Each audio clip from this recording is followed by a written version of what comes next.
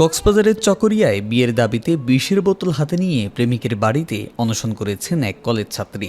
রোববার দুপুরে উপজেলার বদরখালী ইউনিয়নের ২ নম্বর ওয়ার্ডের ঘোনাপাড়ায় এ ঘটনা ঘটে। অনশনকারী কলেজ ছাত্রী মহেশখালীর একটি গ্রামের বাসিন্দা। তিনি স্থানীয় একটি ডিগ্রি কলেজের ছাত্রী। অনশনকারী কলেজ ছাত্রী জানান, বিয়ের আশ্বাস দিয়ে প্রবাসী বাদল দীর্ঘদিন ধরেই প্রেমের সম্পর্ক চালিয়ে আসছেন, কিন্তু বারবার বিয়ের কথা বললেও প্রেমিক বাদল সময়ক্ষেপণ করে আসছিলেন। পরে বাদলের অন্যত্র বিয়ে করার খবর পান তিনি। এ খবর শুনে বিষের বোতল হাতে নিয়ে প্রেমিকের বাড়িতে অবস্থান নিয়েছেন তিনি।